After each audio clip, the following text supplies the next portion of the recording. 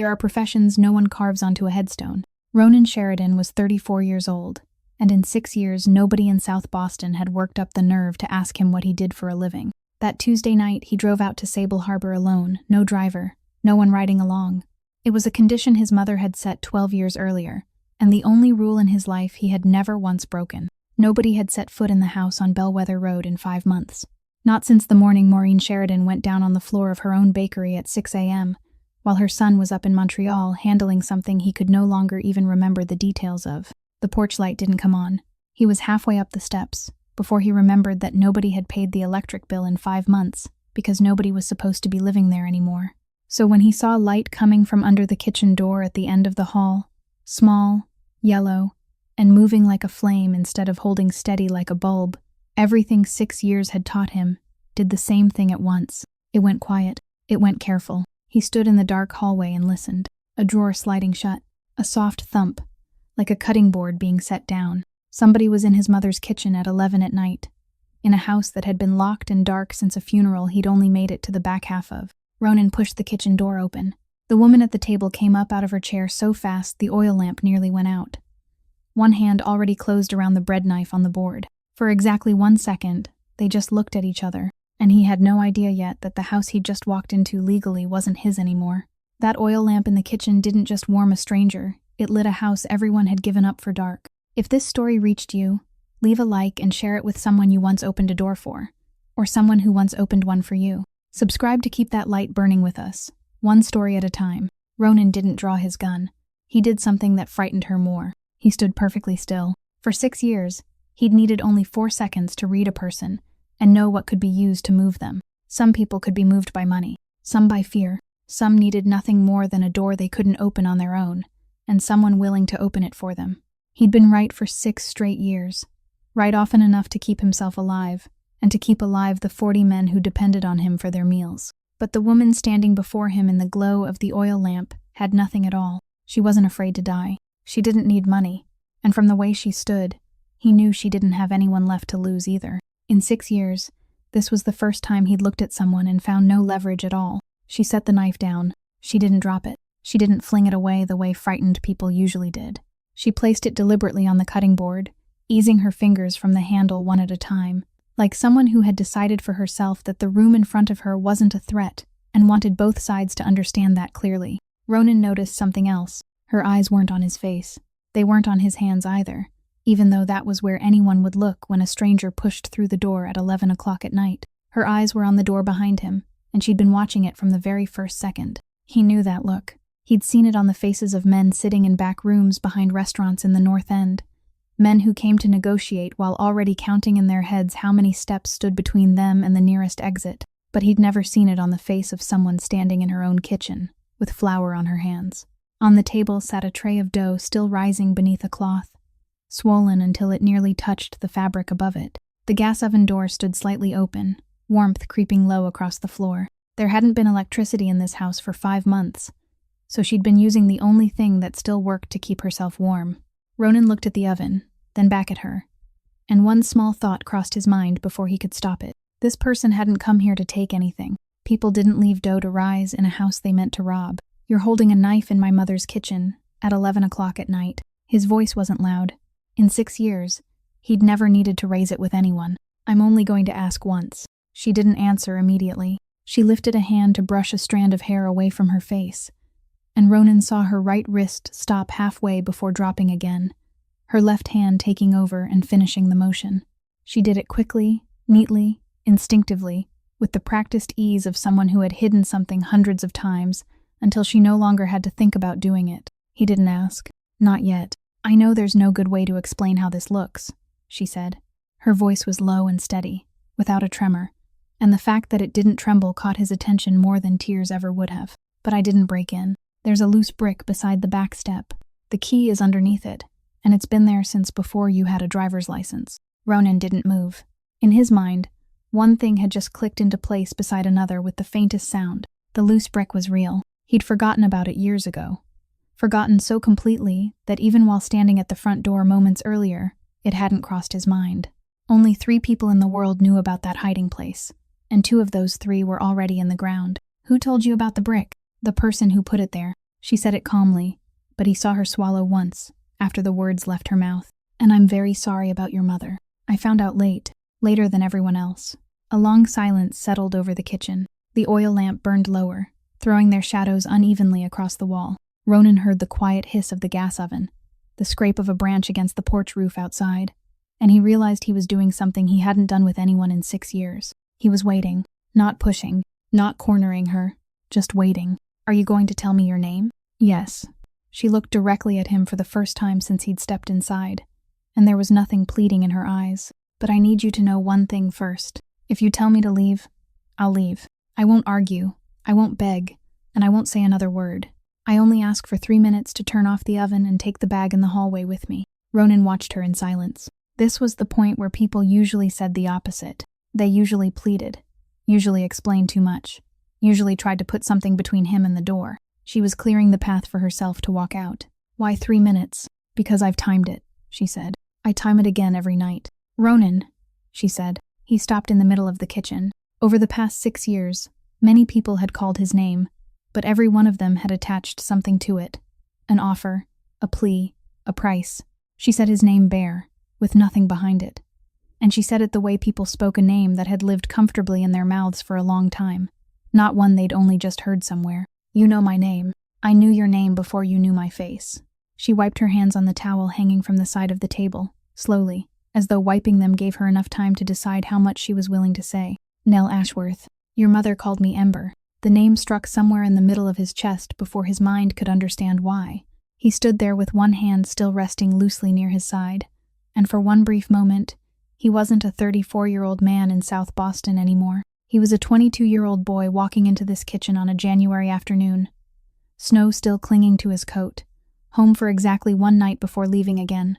There had been a girl sitting at that corner of the table, the shadowed corner by the window overlooking the docks, her head bent over a notebook. His mother had said something about someone staying with her for a while. He'd nodded. He hadn't asked her name. He remembered finishing dinner, going upstairs to collect a few things from his old room, and leaving before 7 o'clock the next morning. He'd done exactly the same thing once a month for nearly a year, and in all those visits, not once had he truly looked toward that corner of the table. "How long were you here?" 11 months. She gave the number without hesitation, the way someone did when she'd counted it so many times. She no longer needed to think. "From November of that year until October of the next. My mother died when I was 9, and no one on her side of the family would take me. They moved me through a few places. This was the 4th. Ronan looked down at her flour-dusted hands, then at the tray of rising dough, then at the gas oven standing slightly open, and another piece slid quietly into place. "She taught you to bake. She woke me at 6 o'clock in the morning on my 2nd day here. I thought I'd done something wrong. She handed me an apron and told me to stand beside her and watch." Something very small shifted in her voice, only for a moment, before she pulled it back under control. 3 weeks later, I could braid a 3-strand loaf by myself. She told me I was cold, all right, but there was still one little ember inside me, and all she had to do was breathe on it until it caught fire again. From that day on, she called me Ember. I never asked her why she chose that name, and now I can't ask her anymore. Ronan said nothing. He thought about all the mornings his mother had called him during those 12 years. The calls he'd listened to only halfway before he had to hang up. The calls he'd returned the following day when she'd told him it was nothing. She'd only wanted to hear his voice. He wondered how many of those mornings she'd been talking to him while standing beside this very table, with a child in that far corner braiding bread. "How long have you been back here?" "Tonight is the 4th night." "And why here?" She stayed silent long enough for the oil lamp to burn a little lower. When she answered, she wasn't looking at him, and she wasn't looking at the door anymore either. She was looking at the corner of the table beside the window. "Because this is the only place in my life where I ever slept through the whole night without keeping one foot on the floor," she continued, her voice still even. "The person who made it that way is dead. I know that. But when people run out of places to go, they don't go to the safest place. They go to the place they remember being safe. Those aren't the same thing, and I wasn't clear-headed enough then to know the difference." Then she added one more sentence, and this was the one that made Ronan brace a hand against the back of the chair. "Besides, she told me I could always come home. She said if there ever came a day that got too bad, I should just come back here. Don't call first, just come home.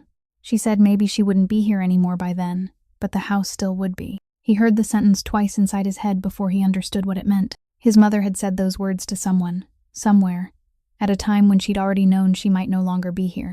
And she'd never said a single word about it to him. When did she tell you that? That's a long story. She looked at him, and this time she met his eyes directly without looking away. You don't have to hear it. You only have to tell me whether I stay or go. I told you. 3 minutes. Ronan looked at the tray of dough swelling beneath the cloth, at the shoes placed neatly beside the back door, then at the woman standing in his mother's kitchen close to midnight, the woman who had already calculated exactly 3 minutes for being thrown out of the only place she remembered as safe. All right. She blinked. What does all right mean?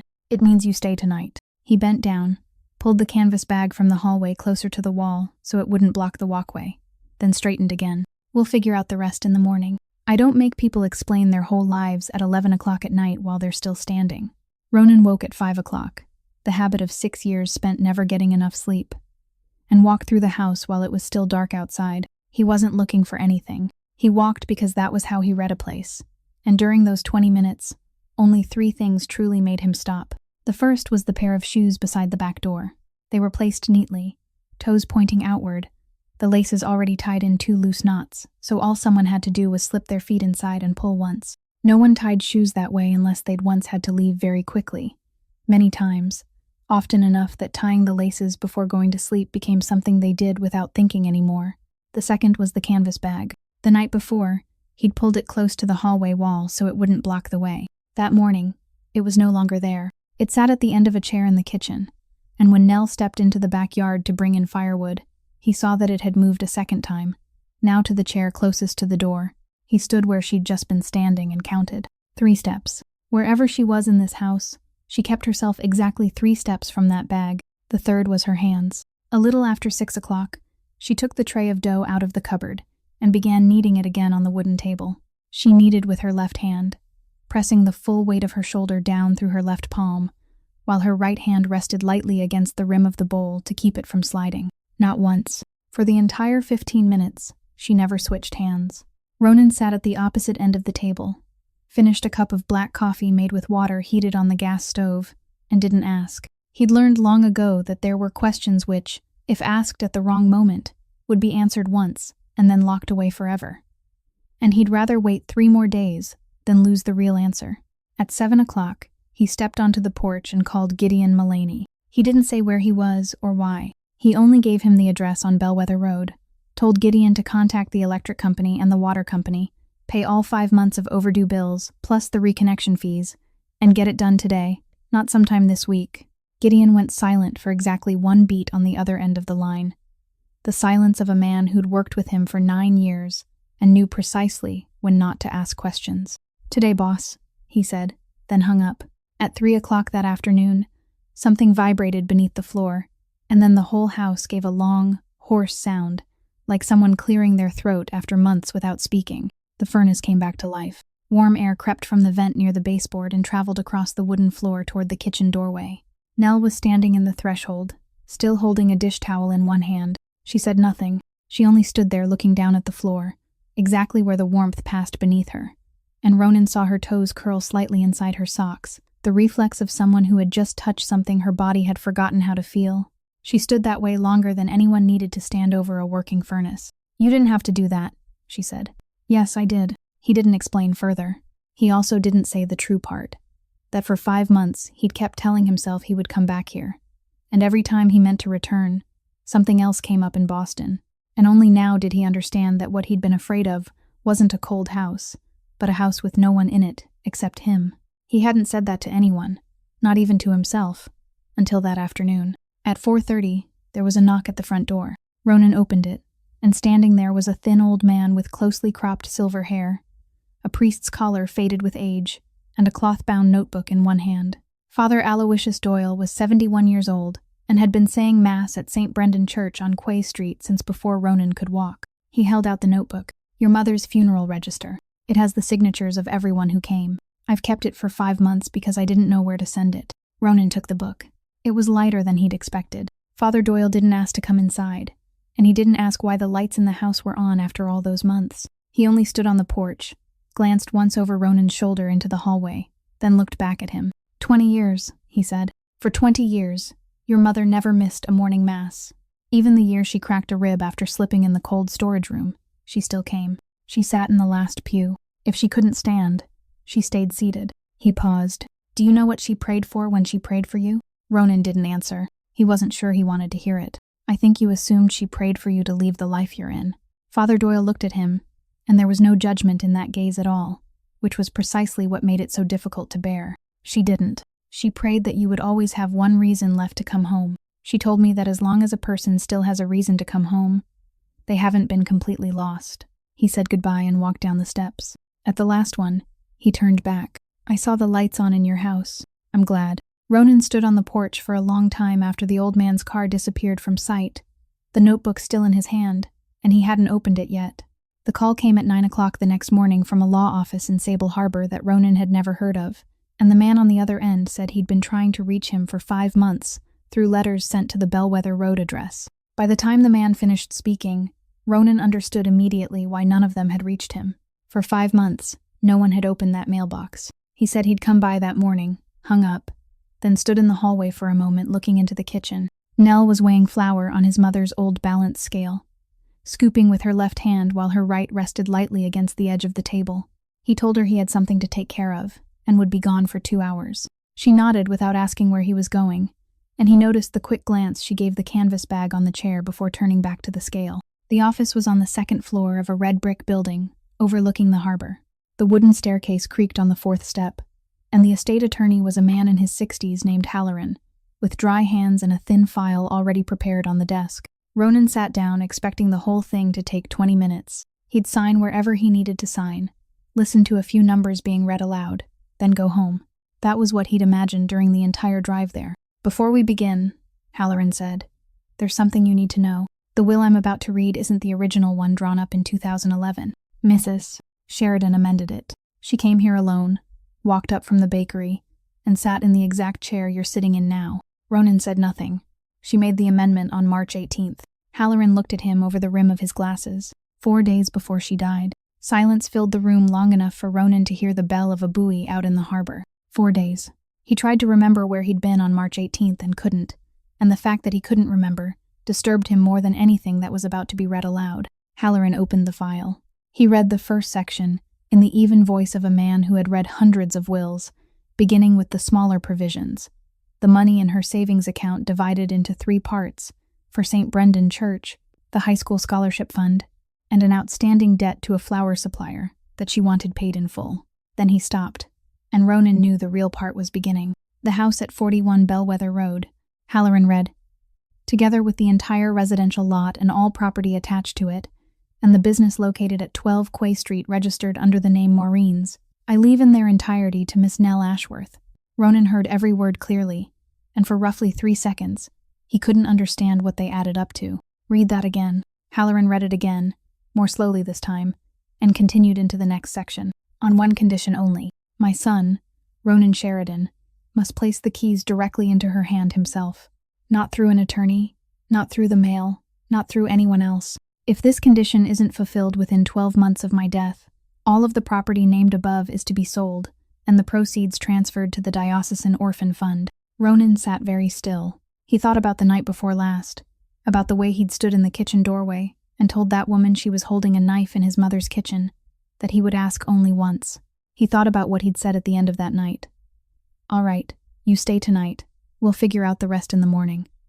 And he realized he'd granted mercy to someone inside her own house. She could have said something. She could have given him the name, given him proof of her right to be there, and she would have won in 30 seconds. She hadn't. She had stood there, having already calculated the 3 minutes it would take to be thrown out of her own property. Does she know about this? Ronan asked. No, Mrs. Sheridan gave explicit instructions that the beneficiary wasn't to be notified until after you personally handed her the keys. I've never met Miss Ashworth, and until this morning, I didn't even know where in the world she was. Did she say why? I asked. Halloran removed his glasses, and for the first time, his voice changed, losing some of its professional flatness. I was obligated to ask when someone her age made a change this significant. She gave me 1 sentence, and I wrote it down because I found it unusual. He turned to a thin sheet of paper clipped behind the others. She said, the girl is going to need a place to come home to, and she's going to need it more urgently than my son ever will. Ronan stared at the paper for a long time. Is going to need, not might need. Not if the day ever comes. Is going to need, stated as certainty about the future by a 68-year-old woman sitting in this office on March 18th, after walking up alone from the bakery, 4 days before her heart stopped on the bakery floor. He signed everywhere Halloran indicated, took the envelope containing the certified copy, and walked down the wooden staircase that creaked on the 4th step. Outside, he sat behind the wheel without starting the engine. He stayed there for 20 minutes, the envelope resting on his lap, staring out at the water. There was no regret in his mind about the house. He had enough money to buy 10 houses like it in a single afternoon. There was only one question in his head, and it kept returning every time he tried to push it away. His mother had known, 4 days before she died. His mother had known that woman was going to need somewhere to run. How had she known? Ronan arrived back at the house close to noon. Nell was setting loaves of bread on a wire rack to cool. 3 loaves, each braided in 3 strands, and she was doing it with one hand the way she did everything. He placed the envelope on the table, then reached into his coat pocket and took out a ring of keys. There were 3 keys on it. The worn brass one was for the front door. The longer one was for the back. The third, smaller and newer than the other 2, was for the roll-up security door at the bakery on Quay Street. He set the entire ring on the wooden tabletop, pushed it toward her, and didn't pull his hand back. "They're yours." Nell looked at the keys. She didn't touch them. "I don't understand. My mother amended her will on March 18th, 4 days before she died." Ronan spoke slowly, adding nothing and leaving nothing out. "This house belongs to you. The bakery belongs to you too. She put only one condition on it. I had to place the keys directly into your hand.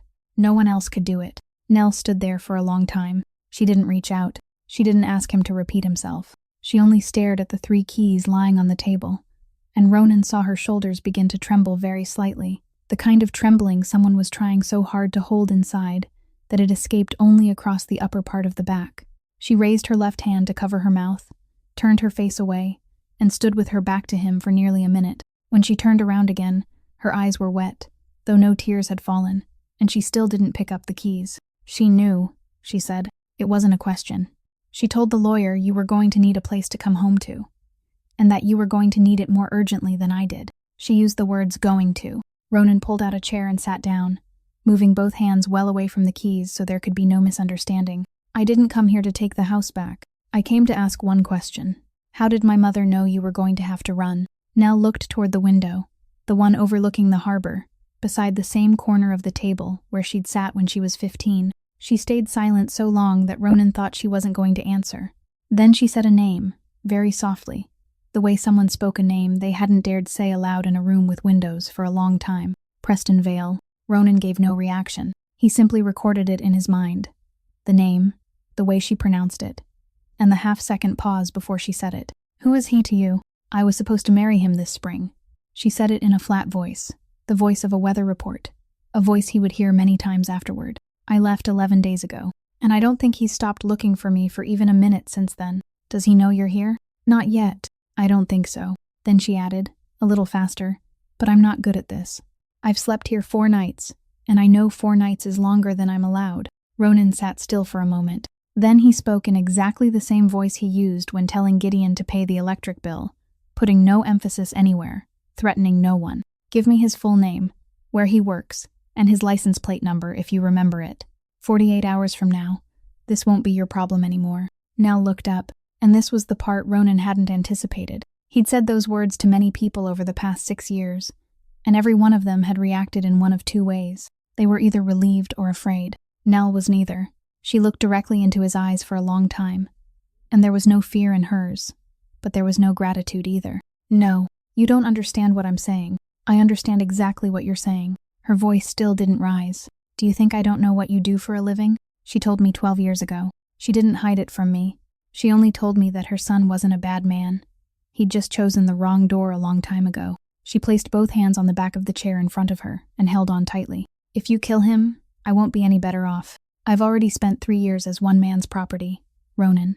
3 years living in a house where everything was decided for me, even things I hadn't had time to think about yet. I didn't spend 9 hours on a bus getting here, just to become something someone else handles for me all over again." She drew in a breath. "And I don't want to be the reason someone dies, even him.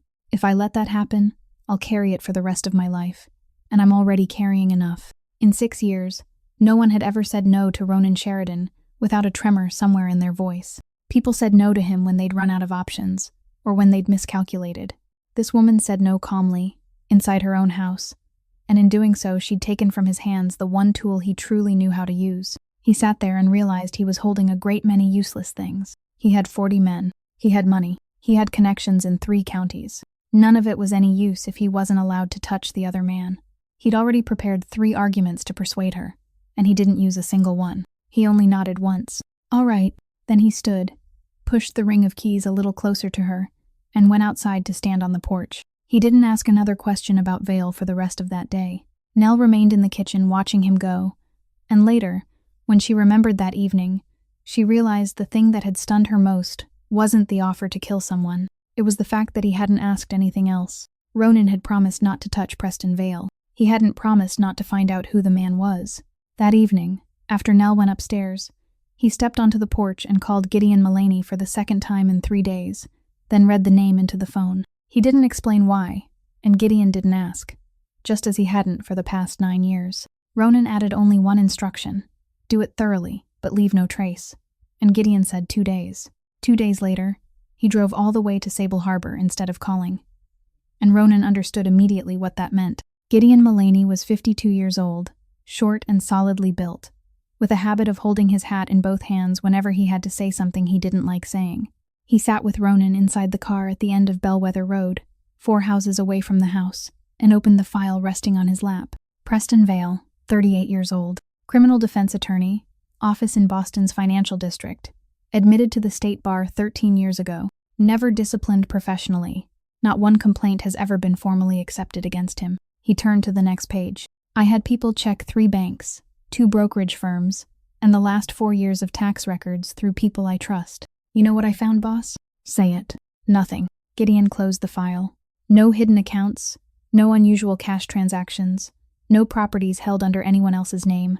Not one amount more than $5,000 out of line with his declared income. Boss, I've done this for you for 9 years, and I did it for 3 other bosses for 14 years before that. I've never seen a record this clean. Ronan looked out at the dark road. Nobody stays that clean. Right. Nobody stays that clean unless they know exactly how to make themselves look that way. Gideon lowered the hat onto his lap. And this is where I have to tell you the rest. He went silent for exactly 1 beat. The beat Ronan had learned to fear. Vale isn't just a private attorney. He's chief legal counsel for the Ferrante family, not outside counsel, not hired case by case. He's run their entire legal operation for 6 years. Ronan said nothing. He could hear the car heater humming steadily, and inside his mind, he heard an iron door sliding shut very slowly. Old Sal, he said. Salvatore Ferrante. Gideon nodded. The truce has held for 4 years, boss. 4 years without anyone dying. 4 years with neither side stepping onto the other's roots. That agreement isn't written on paper. It's written on his belief that you keep your word.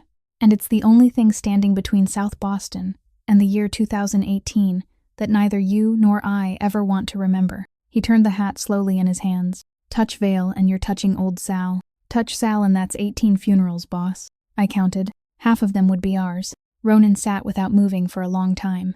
He looked toward the house at the end of the road, where one kitchen window was still lit.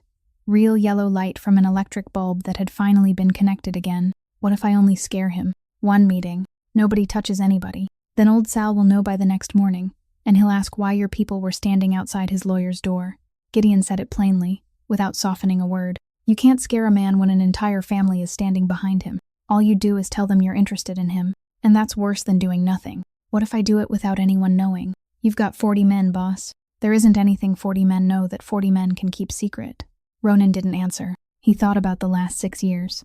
6 years in which he'd never needed to ask twice. 6 years in which he only had to say 1 sentence in the back room of a restaurant, and a problem would be handled before he reached home. He'd grown used to power being something that opened things. Every door opened. Every person had a price.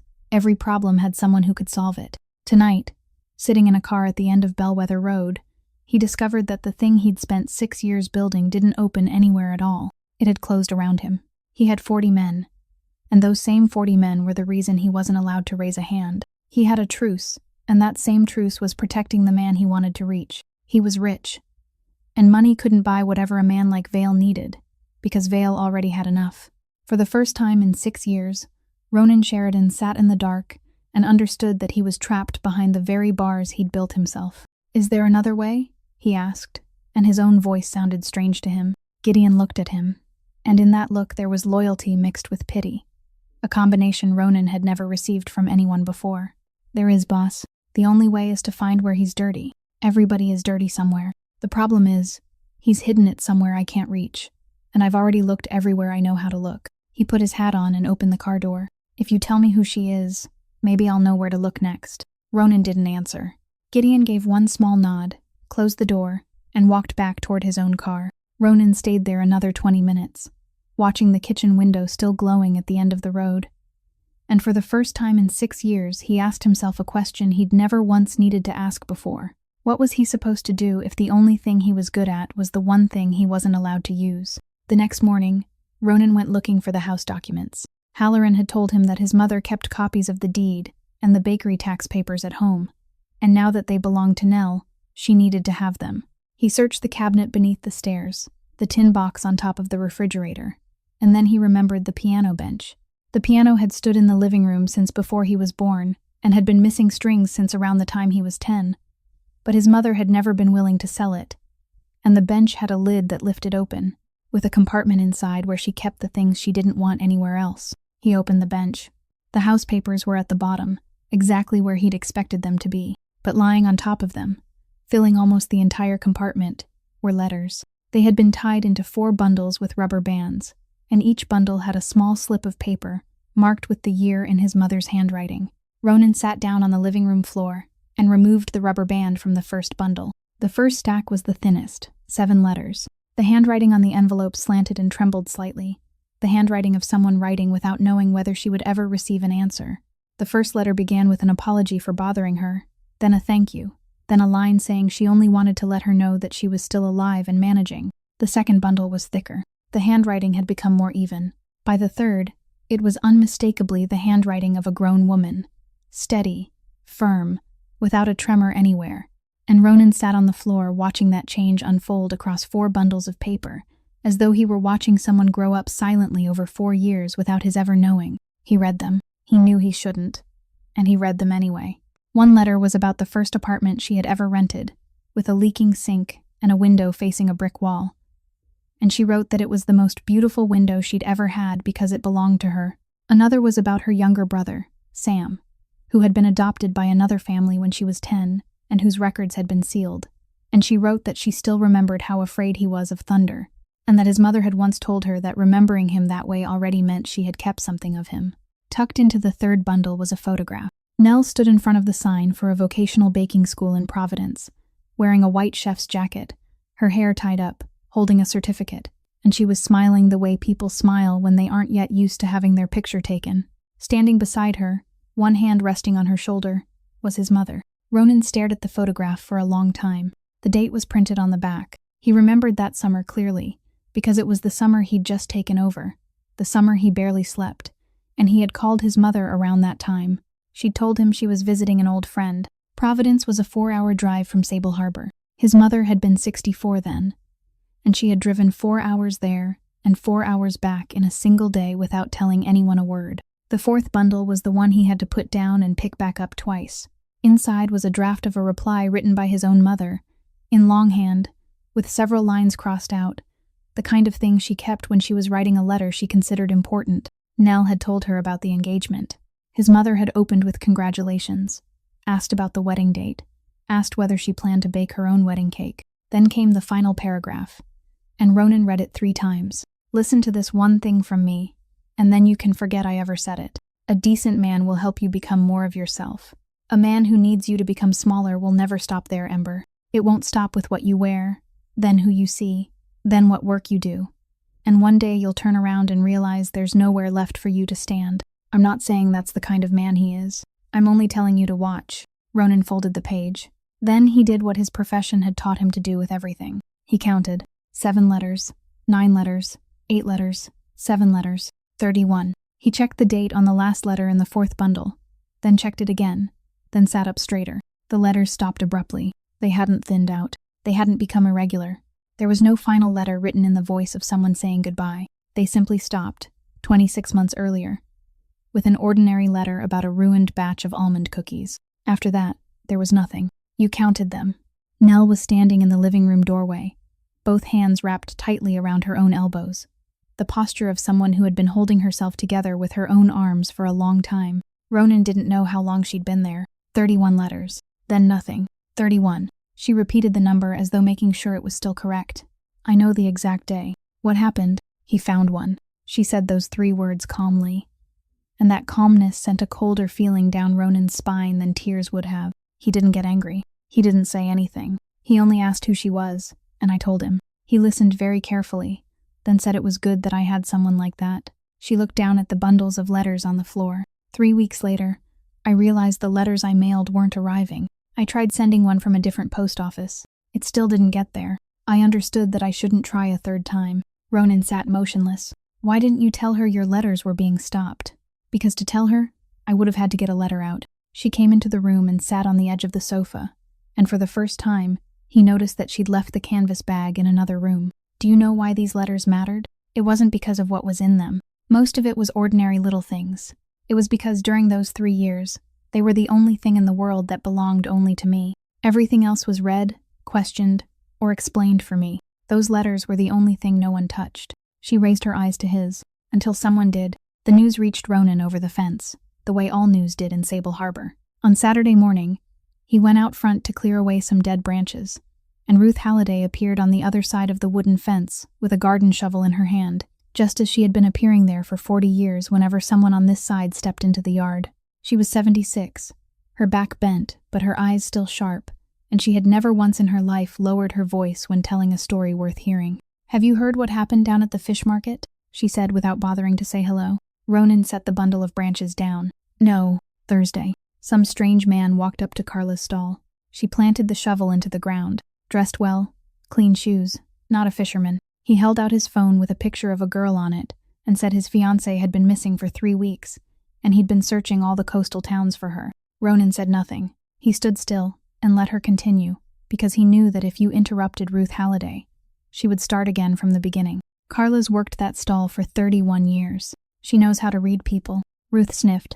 This is what she told me. That man didn't look worried at all. Didn't ask any extra questions. Didn't tell her anything about the girl. Didn't ask whether there were hospitals nearby. He just showed the picture. Waited. Then put the phone away. Carla said he looked like he was checking off an empty box on some list. Ronan lowered his hand to his side. Did Carla tell him anything? She told him she hadn't seen anyone like that. She's known your mother for 30 years. What do you think she was going to say? Ruth shrugged, but he left a business card on the counter. Said if anyone remembered anything, they should call, and there'd be money for whoever remembered. She looked toward the house, then at the kitchen window, then back at Ronan, and the look on her face said she'd put everything together long before she'd stepped outside that morning. I'm not asking who the young woman in your house is, but you should know that in a town like this, once money gets offered, sooner or later somebody remembers something. She took 3 steps away, then stopped. That man wasn't the man in the photograph, Ronan. Carla said he was around 45, big build, hair cut close. He was hired help. Then she went inside. Ronan remained in the yard for a while. He wasn't surprised, and the fact that he wasn't surprised was what bothered him. He had calculated from the first night that this would come. He'd only calculated that it would come later. He went around to the backyard. Nell was beside the old trellis, where his mother had grown squash for so many years that no one remembered when she'd first planted it. One side of the trellis had rotted through, and the vines had been dead since the previous fall, hardened into a twisted mass around the wooden slats. She was pulling them free with her left hand, one section at a time, tugging, twisting, giving a small jerk, then dropping each piece into a pile at her feet. Her right hand rested only against the wood to keep the trellis from shaking. Ronan watched her for a while before speaking. She worked with a concentration that didn't look like gardening. People who garden look up from time to time, step back occasionally to see how things are coming along. Nell didn't. She just kept pulling, and Ronan realized she didn't need the trellis to be clean. She needed her hands to have something to do so her mind would leave her alone for half an hour. He's here. Ronan kept the sentence short because there was no way to make words like those gentle. Nell didn't take her hand off the vine. She didn't turn around. She simply went completely still. It was the 3rd time Ronan had seen that stillness, and this time he understood what it was. It wasn't shock. People in shock dropped things, or breathed too fast, or asked you to repeat yourself. This was different. This was someone who had practiced many times, how to make her body disappear while her mind worked at full speed. Stillness, for her, was a skill. 3 seconds passed. 4. Then she asked without turning around, "Where?" "The fish market. Thursday. He showed your picture to one of the vendors and said you were his fiancé. Missing for 3 weeks. 3 weeks. This time she reacted. A short laugh with nothing amused in it. "I've been gone 15 days. He can't even be bothered to remember the right number." It wasn't him. Ronan stepped 1 pace closer and stopped there. This man was around 45, big, close-cropped hair, hired help. Nell let the dead vine fall from her hand. She stood looking at the wooden trellis with both arms hanging at her sides, and Ronan saw her shoulders drop slightly, not in relaxation, but like someone setting down something she'd carried too long, because there was no reason to carry it anymore now that it had finally arrived. "So he isn't looking for me himself," she said. "He hired people to look. He's sitting in Boston paying someone else to sweep through town after town." She wiped her hand against the leg of her pants. "Do you know what that means? Tell me." "It means he isn't looking for someone who left him." She turned to look at Ronan for the first time since he'd come into the yard, and her face was very calm. The kind of calm he was beginning to learn to fear. People don't hire investigators to search 5 towns because they're trying to get back someone they love. They do it because they're trying to recover something they need. Ronan looked at her for a long moment. Then he tipped his head toward the house. "Go inside. I'm not done with the trellis." "Nell." It was the first time he'd called her by her name. "Go inside. This isn't something we talk about in the yard." They sat down on opposite sides of the wooden kitchen table, the same table where, 4 nights earlier, she had shot to her feet with a knife in her hand. Nell poured water into 2 glasses, and didn't drink from either one. She laid both hands flat on the tabletop, palms down, perfectly still, and Ronan understood that this was how she kept them from trembling. "Where do you want me to start?" "At the beginning, not the version you think I can handle." She talked for 40 minutes. She spoke slowly, without embellishing anything, without stopping at any point to explain how she had felt, and that was what made the story twice as heavy. Preston Vale hadn't begun by controlling her. He had begun by being thoughtful. He remembered that she was allergic to walnuts, and he'd remembered it from the first time she told him.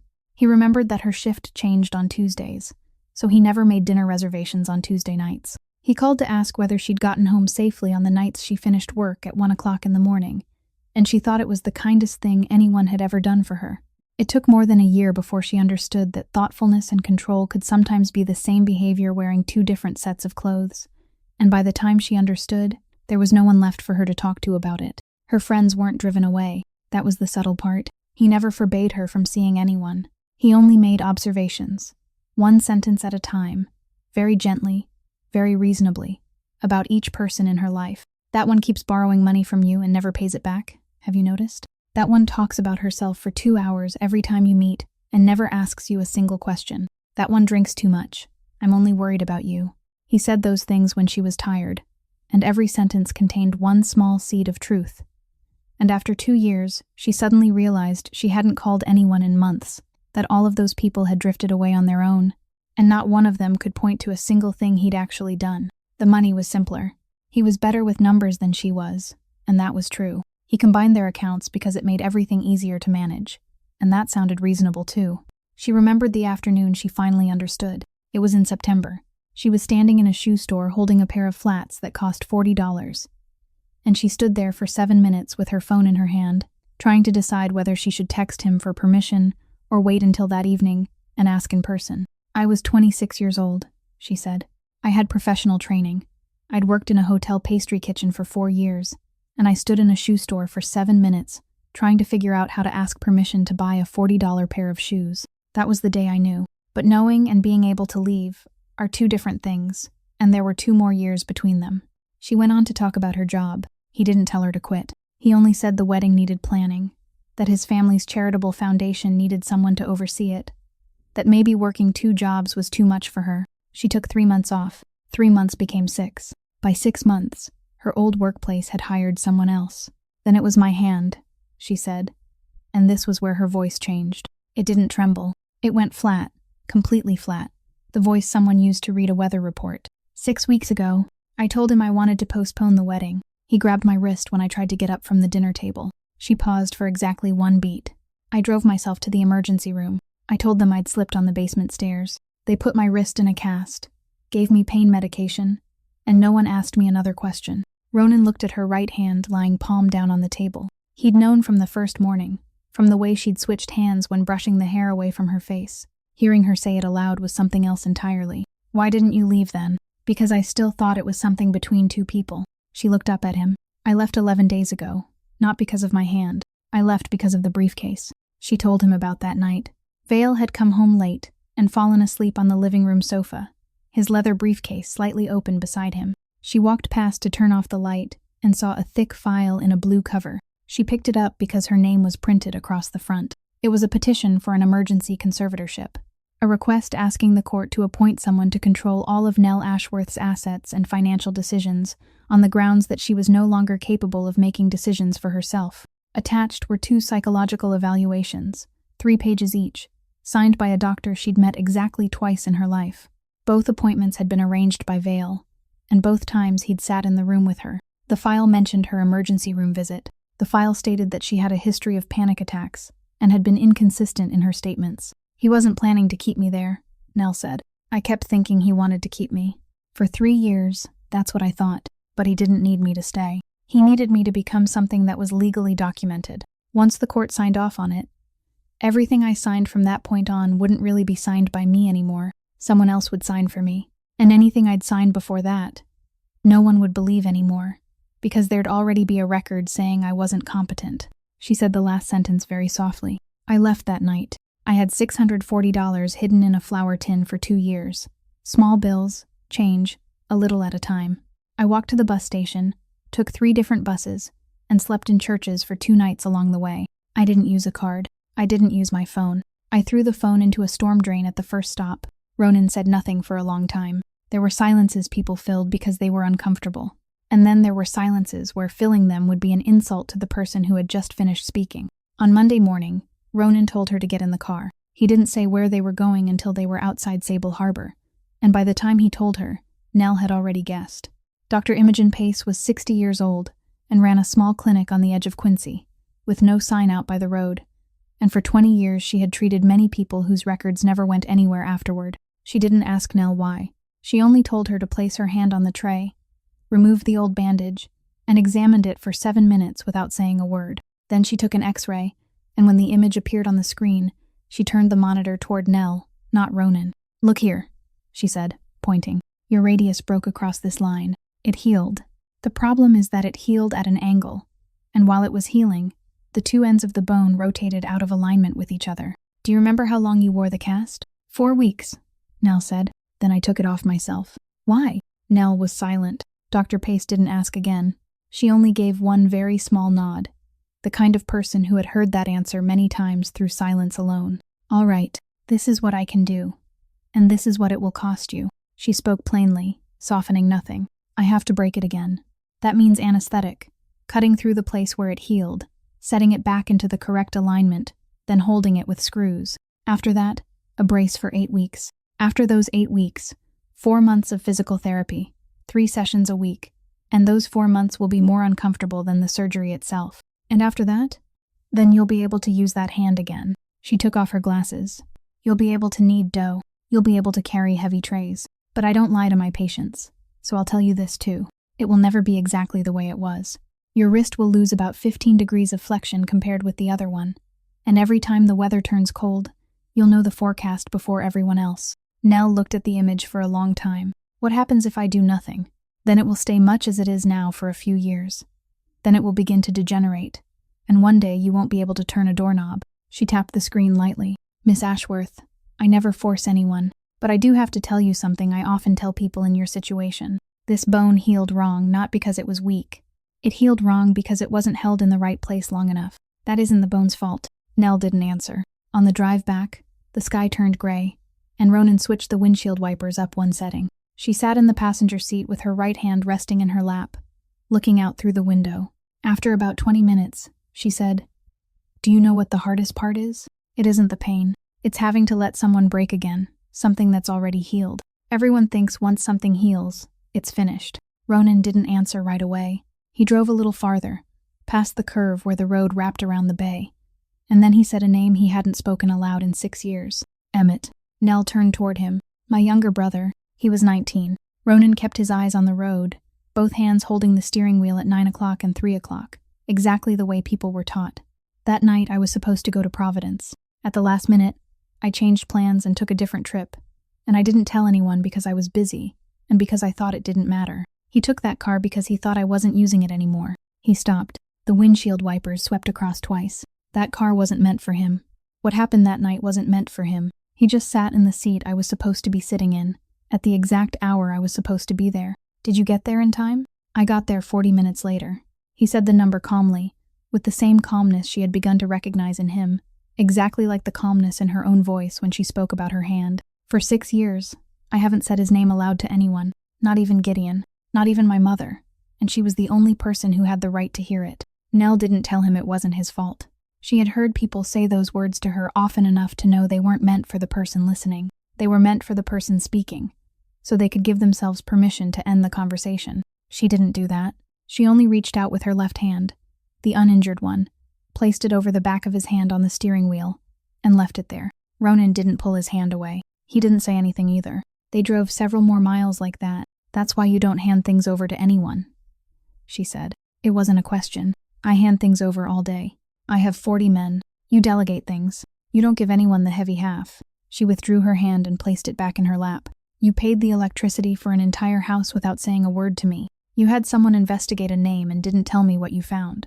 You drove me to a doctor without asking whether I wanted to go because you were afraid I'd say no. Ronan didn't deny it. You don't trust anyone to carry half with you, she continued, because the last time you let something move forward without you inside it, it ended there. The windshield wipers swept across twice more. Then she said the last thing very softly, looking straight ahead at the road just as he was. Then you're about to have a problem, Ronan, because this time, the thing is bigger than one person can carry. And this time, you're going to have to trust someone else to hold half. Dr. Pace performed the surgery on Thursday. Nell came home that same afternoon with a white brace running from her elbow all the way down across the palm of her hand, and the doctor told her not to use that hand for 8 weeks. She said it twice, and she said it very clearly. On Saturday morning, Ronan came down to the kitchen at 6 o'clock and found the light already on. Nell was standing at the wooden table, using the brace against the rim of the bowl to hold it steady while she kneaded dough with only her left hand. He stood in the doorway and watched for 2 minutes without saying anything. She was working 3 times more slowly than usual. She had to turn her whole body every time she folded the dough, putting her weight down through her shoulder, and by the 10th fold, her hair was sticking to her forehead. He was about to step in. Then he thought about what Dr. Pace had said about a bone that hadn't been held in the right place long enough, and he stopped himself. There were some things people had to ruin for themselves a few times before they could learn to stand again. The loaf came out of the oven at 8 o'clock. It was crooked. One end had risen too high, the other had flattened, and the braid down the middle had wandered sharply off to one side. Nell set it on the cooling rack and stared at it for a long time. If she saw this, she wouldn't say anything at all, she said. That was always the most terrifying kind of criticism from her. Ronan cut himself a slice, then another.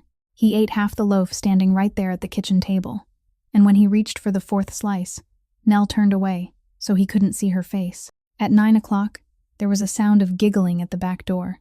The 2 children from next door, the older one around 7 and the younger around 5, were clinging to the screen door frame and didn't dare come inside. Ruth Halliday was their grandmother, and the smell of butter and rising bread could travel much farther than a wooden fence. Grandma says this house is baking bread again, the older child said, with the solemn tone of someone delivering important news. Nell opened the screen door. She cut 2 thick slices, still hot enough that they had to blow on them, spread butter over each one, and handed them out. When the younger child finished eating, he asked why her hand was white, and Nell said she'd dropped a pot on it. The child nodded very seriously and told her he'd dropped a cup once too. The 2 of them ran home, arguing the whole way about who had gotten the bigger slice. Nell stood in the doorway watching them go, the bread knife still in her hand, and from his seat at the table, Ronan saw her shoulders lower in a way he'd never seen before. At noon, a skinny calico cat appeared on the back step, sat exactly where a strip of sunlight fell, meowed once and then stopped, as though it had only come by to announce that it was still here.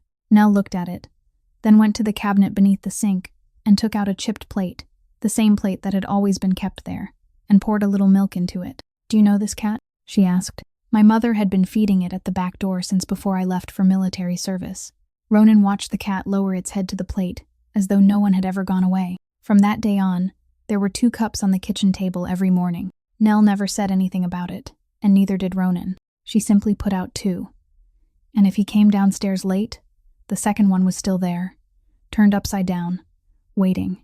On Tuesday afternoon, she asked Ronan to drive her to the bakery on Quay Street. She said she wanted to check the ovens, see whether they still worked, see whether mice had chewed through the ventilation system, and Ronan understood that what she really wanted was to stand inside that place alone for a while. He waited in the car. She was inside for 40 minutes. When she came back out, Father Doyle was with her. The old priest had just finished the afternoon mass and had noticed the security door open, so he'd stopped by. He spoke with her right there on the sidewalk, and Ronan watched from the car as the old man pointed toward her brace and asked something. Nell answered in a few sentences. He nodded, rested a hand very lightly on her shoulder, said something else, then said goodbye, and walked back toward the church. On the drive home, Ronan asked what the old man had said. He asked what happened to my hand. I told him I had surgery again. 8 weeks. She shrugged. Then he asked if I was the girl who used to sit in the last pew with Maureen. I said yes. She looked out the window. He said he'd remember me. Ronan didn't think anything more about it. That evening, close to 9 o'clock, Nell suddenly remembered that she'd left the spare set of keys on top of a cabinet inside the bakery. Ronan drove her back. She opened the front security door, retrieved the keys, then went around to check the back entrance out of the habit of someone who had worked in a bakery kitchen for 4 years. She stood there longer than necessary. Ronan walked over. The back door was still locked, but the paint around the lock had been scratched. Short, fresh marks, brighter than the older paint, spreading outward from the keyhole like the ribs of a fan. They weren't pry marks. They were the marks left by someone who had tried inserting something into the lock and turning it, again and again, failed, and finally given up. Nell didn't say anything. She only stood there staring at the lock, both arms hanging at her sides, and Ronan saw that stillness for the 4th time. That night, Ronan didn't sleep. He sat at the kitchen table with a notebook and a pen, and he did what he always did when something didn't fit. He wrote down every possible path one person could use to find another, then crossed them out one by one. Bank cards? No. She hadn't used a card since the day she left. Phone? No. That phone was lying beneath a storm drain at the first bus stop. Insurance, medical records, mail, none of them. There was one final line he wrote down and stared at for a very long time. Had anyone in this town said her name out loud? The next morning, he called Gideon and told him to find out whether anything bearing the name Nell Ashworth had appeared anywhere in the past 2 weeks, where anyone could read it. Gideon called back 4 hours later, and his voice sounded completely different from every other time. Boss, sit down first. Talk. St. Brendan Church has a website. The kind of website a small parish built 15 years ago, and then mostly left alone. Mass times, parish news, and a prayer list. Gideon paused for one beat. That list gets updated every week. Anyone can see it. No login, no password, nothing. Ronan rose from the chair. Last week, they added one line. Boss, I'm going to read it exactly as it appears. Please pray for Nell Ashworth, as she recovers from surgery on her hand. A long silence stretched across the line.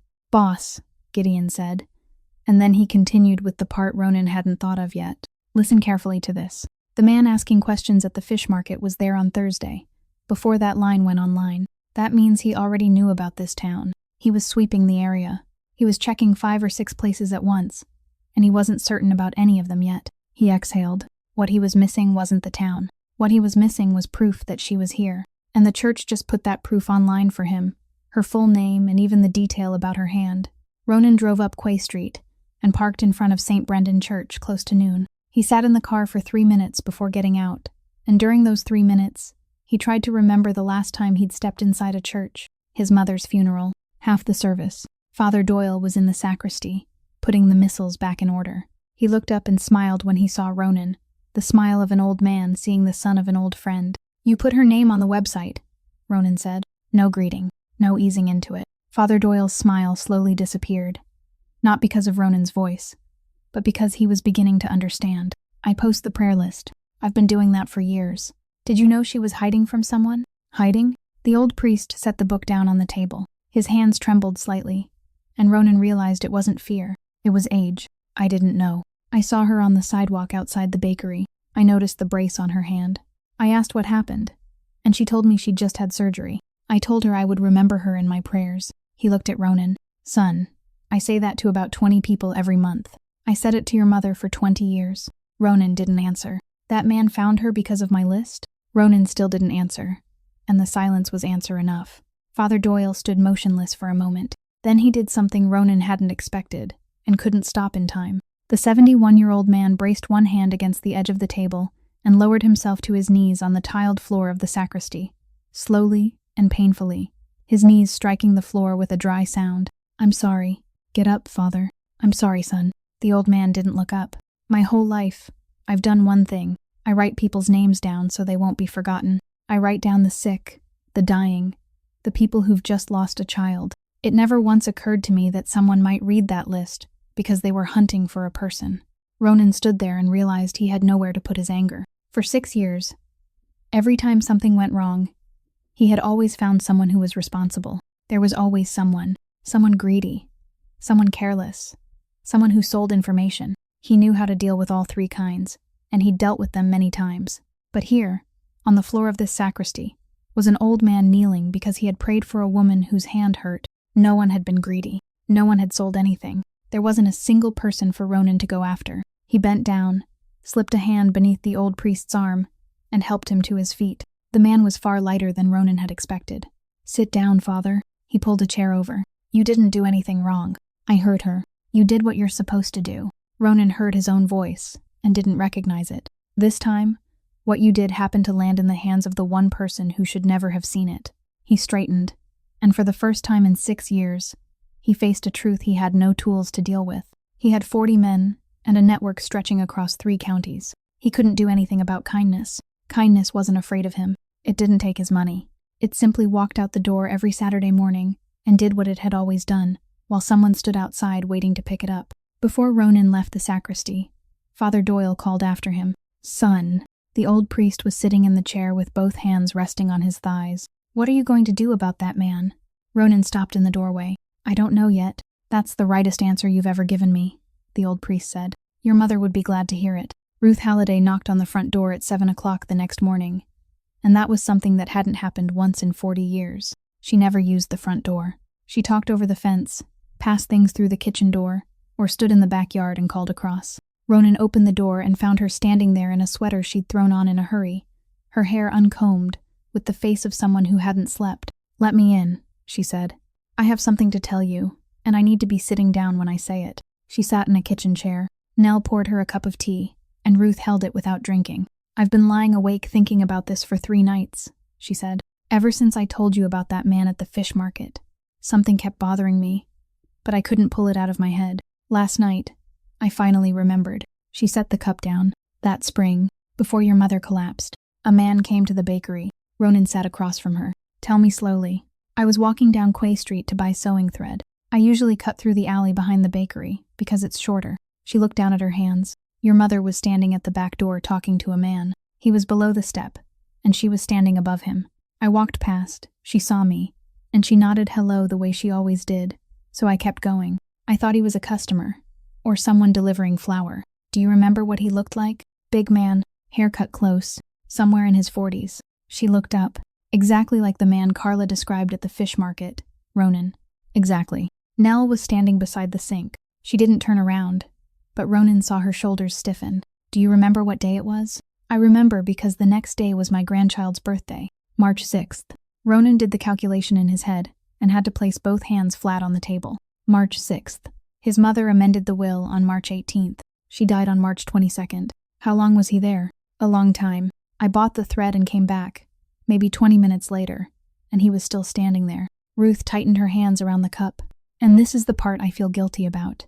On my way back, after he'd gone, I saw your mother standing alone at the back door. She was holding onto the doorknob. I called over and asked if she was all right. She said she was fine. She'd only been standing too long and felt a little dizzy. Ruth paused. I knew Maureen Sheridan for 30 years.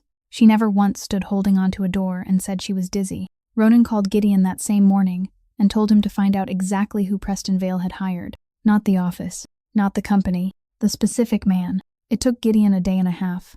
His name was Wade Marsh, 45 years old, a former state police officer who had been forced out 10 years earlier and now took unofficial work from 3 law firms in Boston, including Vale's. Gideon even found an expense report Marsh had submitted to one of the other firms. It wasn't Vale's report, but it used the same format. And there was one category Marsh apparently entered often enough to do it automatically. Travel expenses, witness contact expenses, and one line Gideon read aloud twice, oral legal notice expenses. What does that mean? Ronan asked.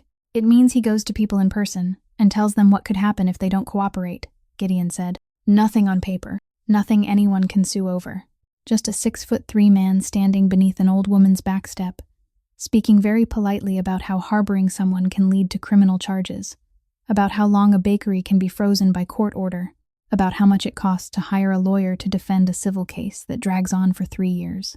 Ronan sat without moving for a long time after the call ended. He rebuilt the whole thing in his mind, one piece at a time, and each piece settled into place with a small sound he didn't want to hear. On March 6th, Wade Marsh had stood beneath the back step of Maureen's bakery for more than 20 minutes, telling a 68-year-old woman everything that could happen to her if she gave shelter to Nell Ashworth. His mother denied everything. She denied it completely. She said she didn't know, hadn't seen her, had nothing to tell him. Marsh closed his file and left because he had nothing, because she hadn't given him a single word. Then she stood there holding onto the doorknob. 12 days later, she walked to Halloran's office and amended her will, leaving the house and the bakery to someone who didn't yet need either of them, with one condition only, that her son be the one to place the keys into her hand. 16 days after that morning at the back door, her heart stopped on the floor of her own bakery at 6 o'clock in the morning, and during those 16 days, she didn't call him once. Ronan sat at the kitchen table and understood why. She knew exactly what he did for a living. She had known for 12 years. She knew that if she picked up the phone and told him a man had come to stand beneath her back step and say things like that, someone would pay for it within 48 hours, and the price wouldn't stop with one person. She had chosen silence, and she hadn't chosen it because she was afraid. She had chosen it to keep her son from doing the thing he was best at. He sat there in her kitchen and understood that his mother had died while protecting someone he hadn't even known existed. From that moment on, this was no longer about helping a woman who was running away. It had become a debt, and debts had to be paid.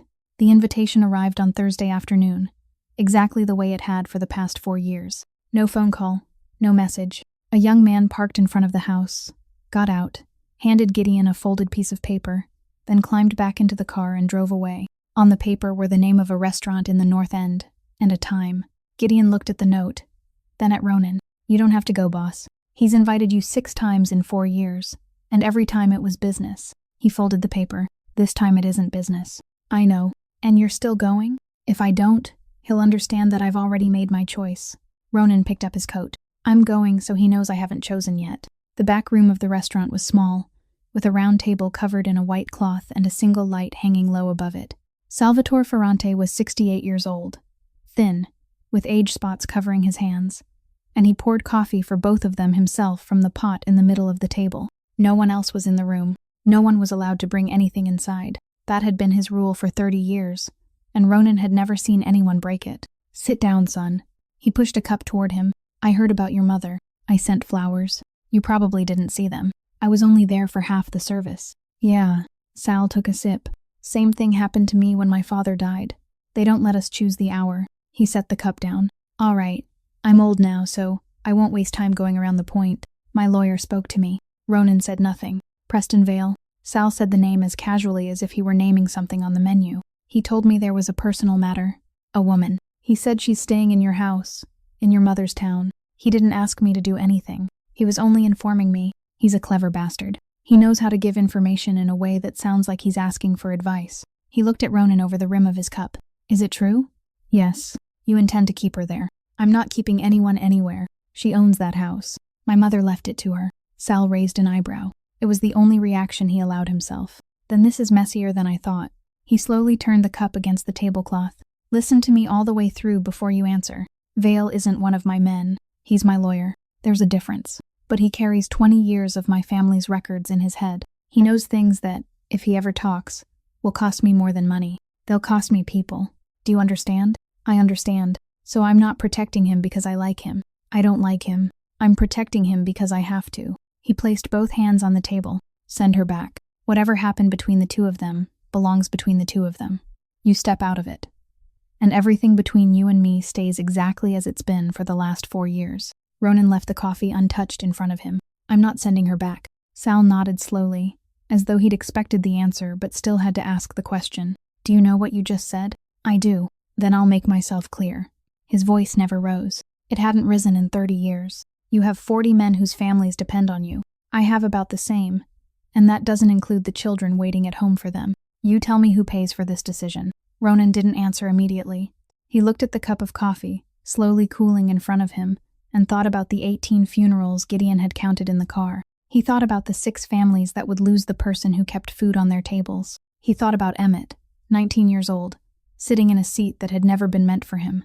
Then he thought about a 68-year-old woman standing on the back step, holding onto the doorknob after lying to protect someone. Uncle Sal, he said, 12 days before my mother died, one of Vale's men stood beneath her back step and talked to her for more than 20 minutes. Sal stopped turning the cup. She didn't tell me. She didn't tell anyone. Ronan looked directly into the old man's eyes. I didn't come here to ask for your help. I only wanted you to know where I stand, so later you can't say I hid it from you. Sal sat without moving for a long time. Outside the room came the sounds of dishes and people calling out orders, while inside there was only the faint hum of the light above them. I have 3 sons, he said at last. Not one of them has ever spoken to me that way. He stood, and the meeting ended the way all his meetings ended, without a handshake and without arranging another one. I respect you, Ronan. I've respected you since before you even knew you were going to sit in your father's chair. He reached the door and stopped. But I can't protect you from a decision you choose for yourself. If you choose it, you pay for it. That's the rule. And I have to live under it just like you do. Ronan reached Sable Harbor close to 10 o'clock that night. Out of habit, he drove past Quay Street to check the bakery and saw that the front security door was lowered as usual, but the back door was open. It hadn't been forced. It hadn't been broken. It was simply open, standing about a hand's width ajar, and the lock itself was untouched. He went inside and turned on the lights. Nothing was missing. The ovens were still there, the refrigerator was untouched, and the drawer holding the small bills was still locked. On the stainless steel counter, directly in the center, 2 things had been placed neatly, the way someone might lay documents on a conference table. The first was a stack of papers inside a blue cover. Ronan turned to the first page and saw Nell Ashworth's name, along with the language requesting the appointment of someone to control her property and her decisions. A copy. The second was a large color photograph. It showed the kitchen window of the house on Bellwether Road, taken from outside in the yard at night. Inside the window, beneath the light, Nell stood beside the table with the white brace on her hand. The photograph had been taken from a low angle, from roughly 15 meters away, near the line of trees at the far end of the yard. Ronan looked at the picture and recognized the clothes she was wearing. 3 nights ago, no one had been touched. Not a single word had been written. There were only 2 things lying on the counter, and together they said exactly one thing. I know where she is, and I have the paperwork. Ronan brought the file home and placed it on the kitchen table in front of Nell close to 11 o'clock that night. He laid the photograph beside it as well. He didn't hide the photograph, because over the past 10 days he'd learned that withholding part of the truth from this woman was the fastest way to lose her trust. Nell looked at the photograph first. She stared at it for a long time, then turned it face down. After that, she pulled the file toward herself and began reading from page 1, slowly, without skipping a single page, while Ronan sat across from her in silence for 40 minutes. Near the end, she stopped. She read 1 paragraph again. Then she pushed the papers toward him and pointed to a line of small print in the section listing the assets that would need to be managed. Read this part. Ronan read it. It was a list of the assets and legal entities registered in Nell Ashworth's name, included so the court would know exactly what the appointed conservator would be responsible for managing. There was a bank account, there was a car, and there were 2 company names Ronan had never heard before. Do you know these 2? I've never heard either name in my life. She spoke very quietly, but I own both of them. Ronan called Gideon at 11 o'clock that night and read the 2 names into the phone. Gideon called back at 4 o'clock in the morning, and his voice was the voice of a man who had been sitting in front of a screen for 5 straight hours. Boss, are you sitting down? Talk. Those 2 are limited liability companies registered in Delaware, 3 months apart, both formed about 3 years ago. The sole owner listed on the paperwork is Nell Ashworth. The registered address is a mailbox in Wilmington, he exhaled, and both of them had escrow accounts. Ronan sat up straighter.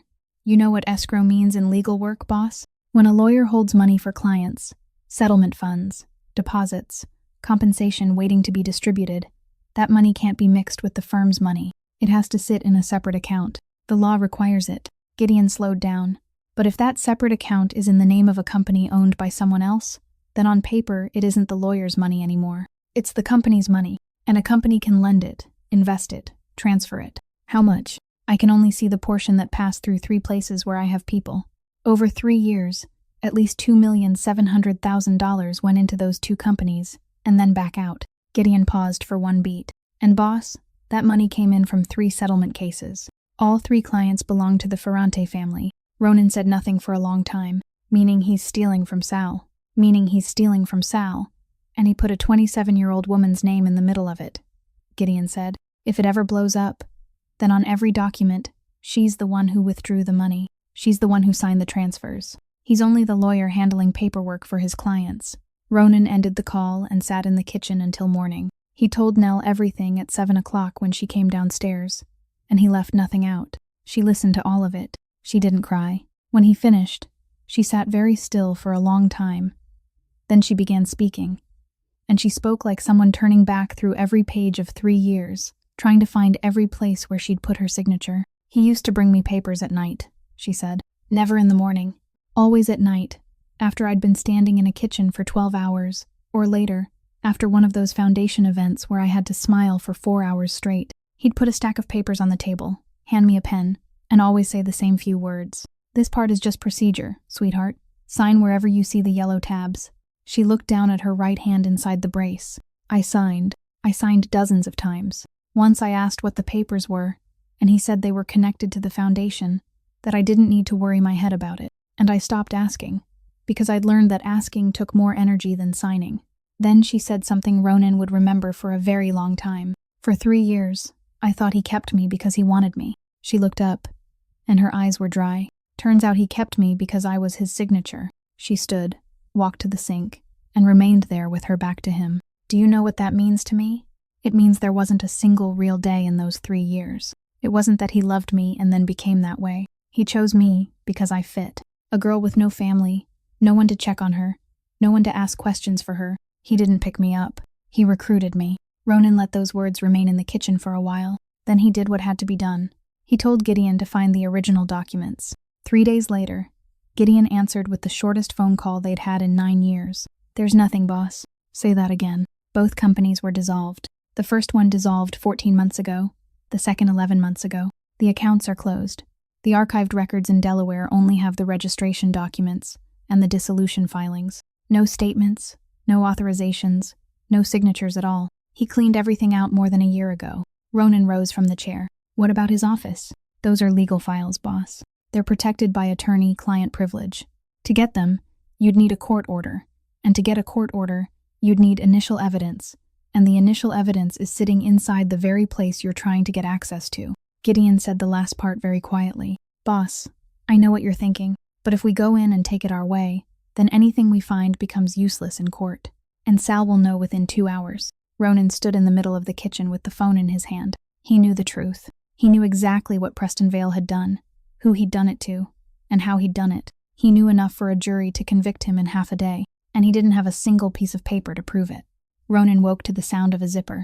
It wasn't loud. That was what woke him. When someone zipped a bag normally, it made one clean sound. What he heard that night was the sound of someone pulling a zipper in short sections, stopping halfway, then pulling again. The careful way of a person who was used to leaving without waking anyone.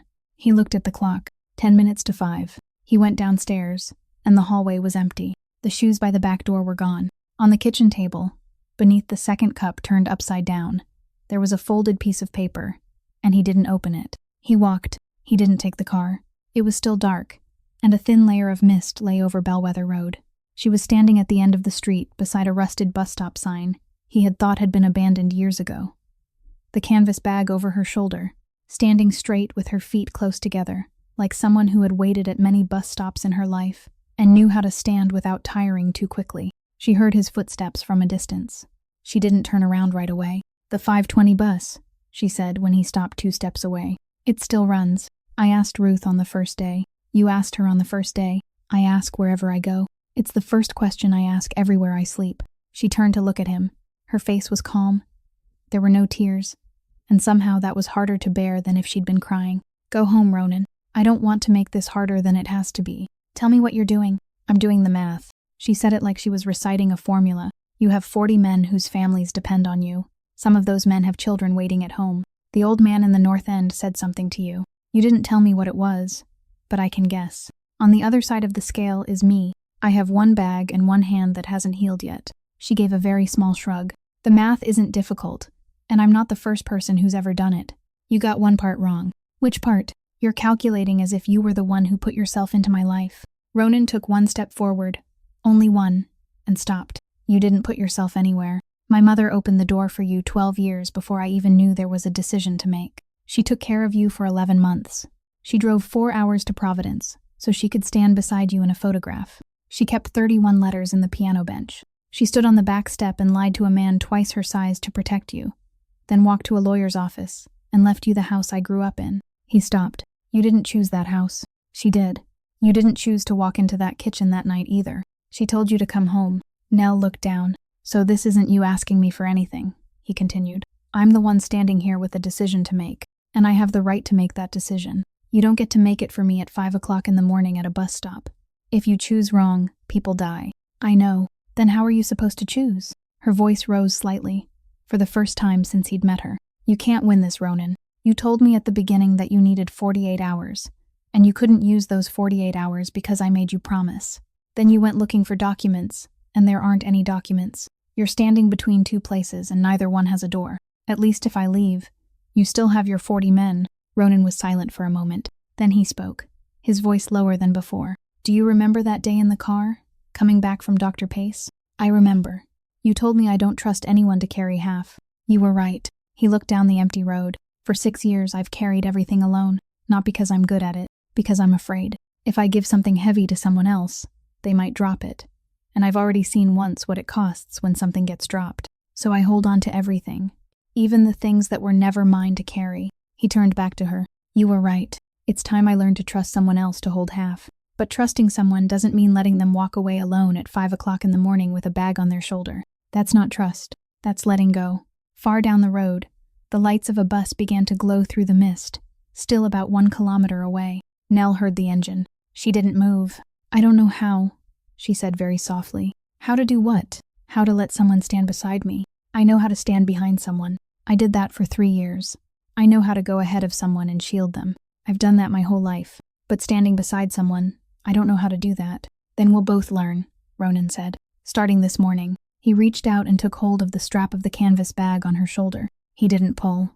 He waited for 1 beat, long enough for her to hold on if she wanted to, and she didn't. He lifted the bag from her shoulder and set it down on the road beside her feet, gently, carefully, the way someone set down something they intended to pick up again later, just not today. The bus rolled toward them, slowed, and its door opened with a dry, mechanical sound in the mist. The driver looked out. Ronan shook his head once. The door closed, and the bus moved on, its red taillights slowly blurring into the fog, while the two of them remained beside that rusted bus stop until they could no longer hear the engine. They walked home. Nell carried the bag herself, and Ronan didn't offer to take it. When they reached the front steps, she stopped. The sky had shifted from black to gray.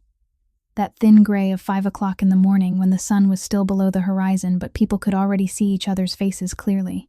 She sat down on the top step, placed the bag across her lap, and remained there for a while with both hands resting on it. How many times have you looked at this bag? She asked. I couldn't count. What do you think is inside? Clothes. A little money.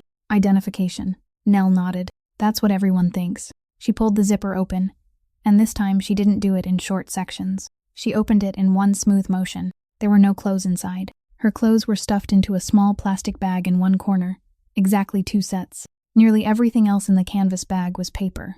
The papers had been arranged into thin packets, each folded in half and held together with a metal paper clip, and every packet had a small slip of paper in the upper right corner with a date written in pencil. Nell took out the top packet and handed it to Ronan. He opened it beneath the gray morning light. It was a photocopy of a power of attorney, with the place where a yellow tab had once been stuck still showing a faint strip of adhesive, and her signature was on the last line. In the upper right corner, written in pencil, was the date, and beneath it, in smaller writing, another line, signed close to 11 o'clock at night. He said it was foundation paperwork. Ronan counted the packets. He counted them twice. How many? He asked. and his voice no longer sounded normal. 47, she said. 47 times in 3 years. I managed to photocopy 47. There were a few times I couldn't. She looked down at the stack of papers in her lap. For those 3 years, I couldn't prove anything, but I could count. Ronan lowered himself onto the step beside her, slowly, because his legs weren't as steady as he wanted them to be. How did you do it? There was a photocopier in his study at home. He never locked that door because he didn't think there was anything worth locking up. I would sign at night, and he usually took the papers away the next morning. Her voice remained calm, but both hands tightened around the edge of the bag. That meant I had from about 6 until 7 in the morning. He woke up at 7:15. I woke up at 6, because I'd been used to getting up at that hour since I worked in pastry kitchens. 3 years. 3 years. She drew in a breath. Some mornings, my hands shook so badly I had to do it twice, because the first copy came out crooked.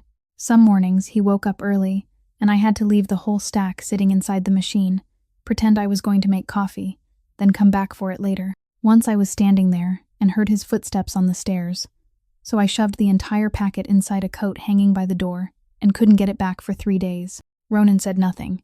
He opened several more packets. There were documents authorizing money transfers, documents opening accounts, documents registering companies, and there, in black and white, was the name of one of the 2 companies Gideon had read to him over the phone at 4 o'clock in the morning, along with Nell Ashworth's signature and the date she signed it. He looked at the notary seal in the corner. He looked at the witness signature too. Why did you keep them? Nell was silent for a long time before answering, and when she did, she looked out toward the road instead of at him. I didn't know what I was keeping. I really didn't. I didn't understand a word of those papers. I didn't know what they did. I didn't know how much money they were worth. She placed a hand over the stack. I only knew one thing. I was signing things I wasn't allowed to read, and that frightened me. And I thought that if someday someone asked me what I had signed, I needed to be able to answer.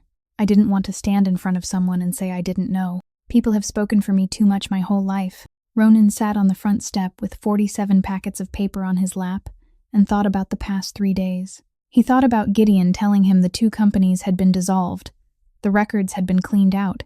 The statements were gone. The signatures were gone. And the only thing that might still exist was sealed behind attorney-client privilege, where no one could reach it. He had stood in the kitchen with the phone in his hand, believing there was nowhere left to go, and the entire time, the evidence had been sitting inside the canvas bag in his hallway, 3 steps from where he stood. The bag he'd been looking at since Monday morning and had assumed contained clothes. Preston Vale had destroyed everything else in the world. He had cleaned out Delaware, closed the accounts, dissolved the companies, locked the files behind privilege. He had forgotten only one thing. He had forgotten that the woman he'd recruited because she had no one to check on her, the woman he assumed was too tired to read, the woman he handed papers to close to 11 o'clock at night and told to sign wherever there was a yellow tab, had gotten up at 6 o'clock every morning for 3 years and photocopied every page she could. Ronan hadn't saved her. He had tried every way he knew how, and he hadn't saved her. She had already done that herself before she even knew who he was. Every morning, for 75 minutes, alone, in a room whose door was never locked. He set the stack of papers down on the step between them. Nell. She turned toward him. This is the only thing left in the world. He spoke slowly so she would understand exactly what he meant. He destroyed everything else. There aren't any other copies anywhere. This is all that's left. Nell looked at the stack. Then she laughed. One short laugh with nothing joyful in it. The laugh of someone who had just understood something too enormous to cry over. For 3 years I kept thinking I was losing my mind, she said. I kept thinking I was obsessed, that normal people didn't photocopy their fiancé's paperwork at 6 o'clock in the morning. She lifted a hand and covered her mouth for a moment. Turns out it was the only sane thing I did in those 3 years. It took Ronan 2 days to copy all 47 packets into 3 complete sets. He sent one set to a law office in Boston that had no ties to anyone involved, with instructions to open the envelope if no one contacted them within 10 days. He gave one set to Gideon. The third he carried with him when he drove down to the North End on Friday afternoon, without an appointment. He parked 2 blocks from the restaurant and walked. Sal's men recognized him from the end of the street. They didn't stop him. One of them went inside ahead of him, and by the time Ronan reached the door, the back room was already open. Salvatore Ferrante sat in the same place he'd occupied the last time, with the coffee pot in the middle of the table. He didn't look surprised.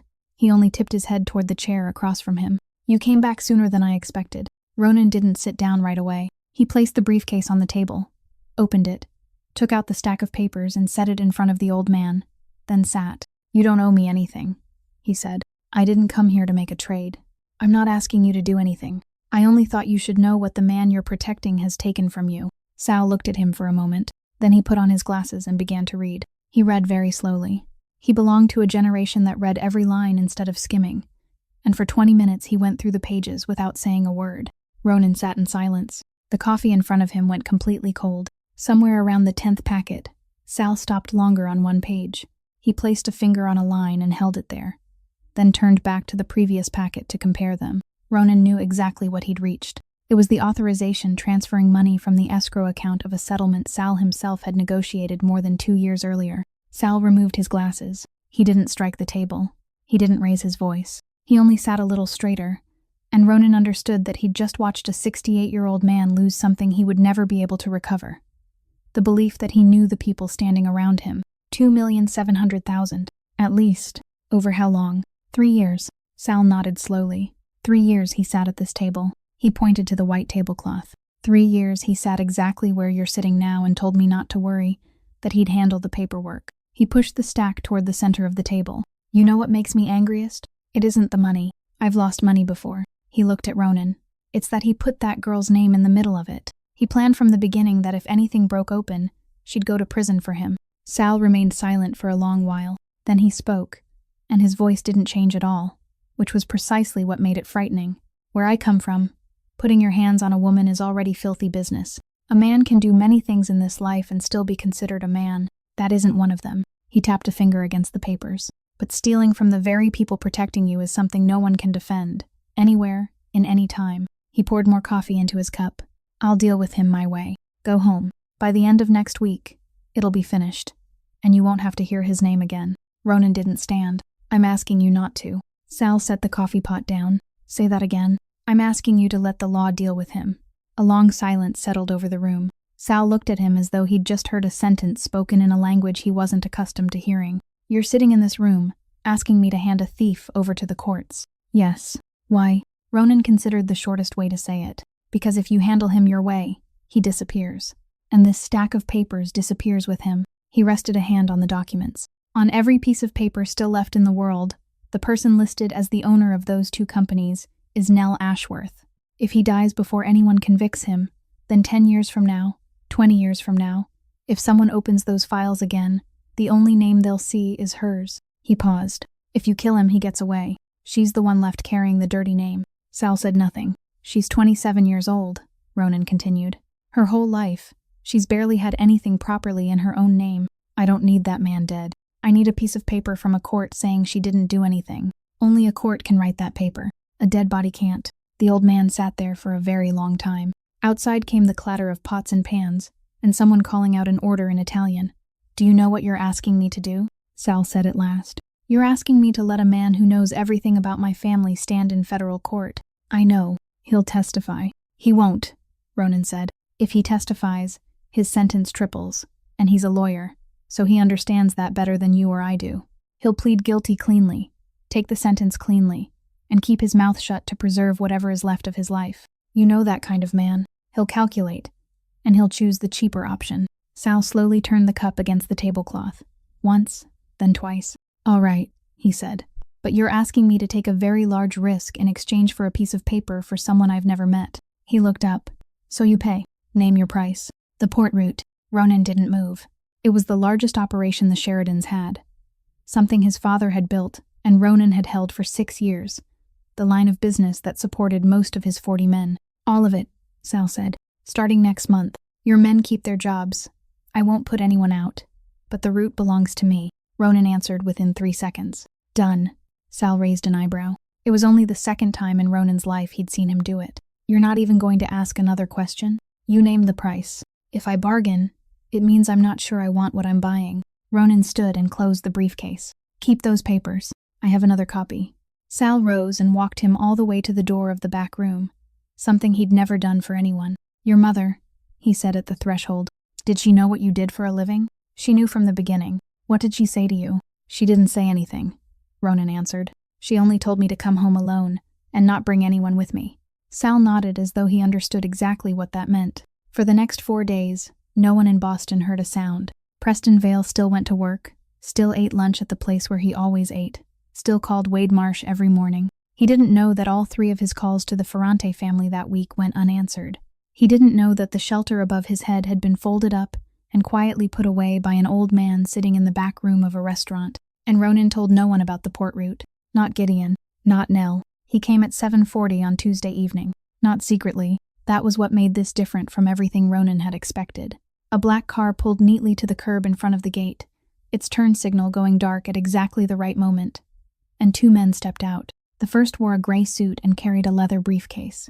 The second walked half a step behind him, holding a smaller case against his chest, his collar buttoned all the way up, with the posture of a man hired to witness something rather than a man belonging to any organization. They walked up the path like 2 people arriving for an appointment that had already been confirmed. Preston Vale knocked 3 times, neither quickly nor slowly. Ronan opened the door.